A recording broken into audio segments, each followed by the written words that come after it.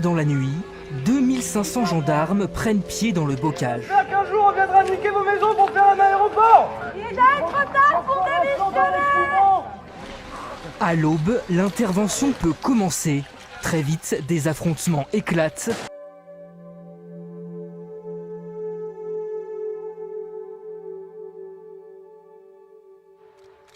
Et on se met dans la zone voisine, face au nord, pour les empêcher d'entrer.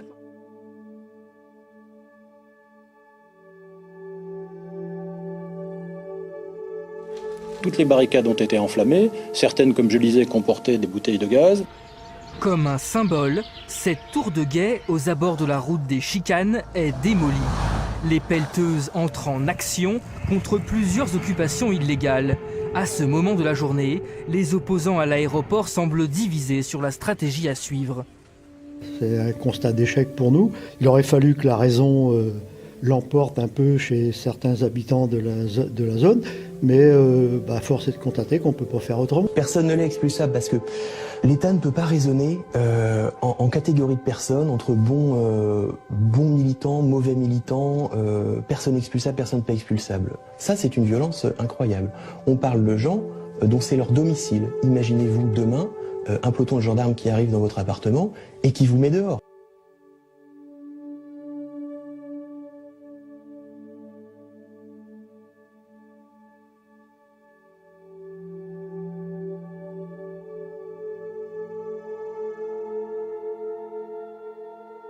L'évacuation de cette bergerie se prépare. Les Sans Noms, un projet agricole collectif emblématique de la ZAD, mené notamment par Guillaume depuis 5 ans. Qu'est-ce qui se passe quand il y a des projets d'agriculture innovants? Ils viennent les expulser comme ça, sans prévenir, alors qu'on s'est déclaré habitant ici depuis 5 ans. C'est ça la manière de dialoguer de la préfecture et du gouvernement. C'est juste proprement scandaleux. Les gendarmes ne passeront pas, et non, les gendarmes ne passeront pas. Cassez-vous, cassez-vous, cassez-vous, cassez-vous, cassez-vous, cassez-vous. Voilà, la réalité c'est ça. La réalité c'est ça. On est en train d'éradiquer un projet de vie. Un par un, les zadistes sont repoussés par les gendarmes. Ils espéraient un projet agricole collectif, l'État n'en veut pas. Pas dans les règles, justifie la préfète sur notre plateau. Pas de projet collectif, ce n'est pas le Larzac, ce sont des projets individuels et je n'ai donc eu aucun projet sur les Sans Noms.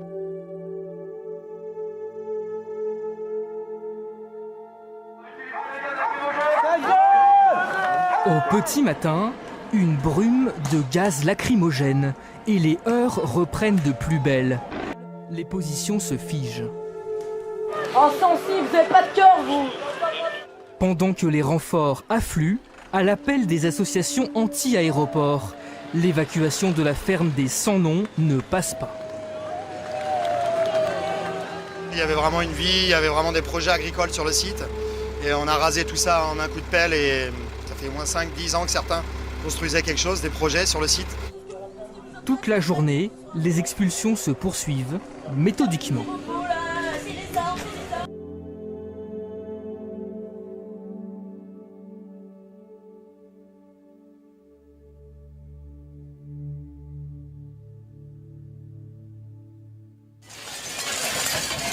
À l'est de la ZAD, la destruction d'habitats illégaux s'accélère. La procédure fait intervenir un huissier qui notifie la décision avant destruction. En plein cœur de la ZAD, l'accalmie à la mi-journée. De courte durée. Un peu plus loin, depuis ce champ, les gendarmes lancent une charge massive et coordonnée. Tu piques au fond, tu regardes si tu peux faire jonction. Ils gagnent rapidement du terrain.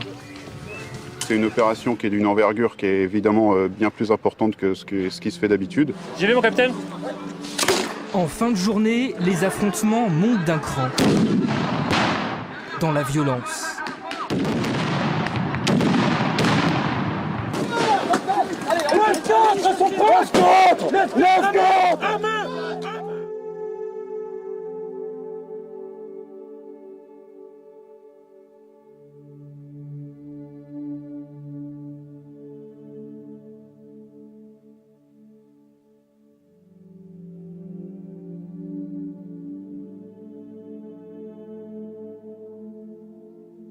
Ce qui était évacuable a été évacué, annonce le président. 29 habitats illégaux détruits. Au même moment, un escadron de gendarmerie est attaqué par surprise, avec une bombe agricole et de l'acide. 5 militaires sont hospitalisés, annoncent les autorités. Côté zadiste, l'équipe médicale fait aussi état de blessés. Je ne vois absolument pas l'urgence de dégager cette zone d'une manière ou d'une autre. Il y a du temps. Le projet d'aéroport, il est abandonné. Quelle est l'urgence là d'évacuer des gens, de détruire des habitats? Marie est médecin.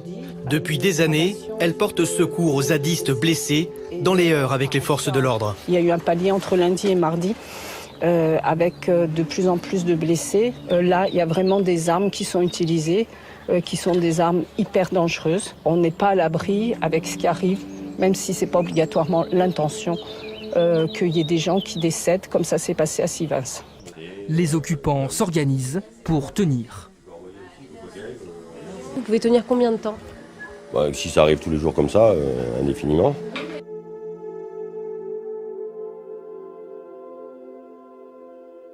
Opération coup de poing des gendarmes pour dégager l'une des 2 routes départementales qui traversent la ZAD.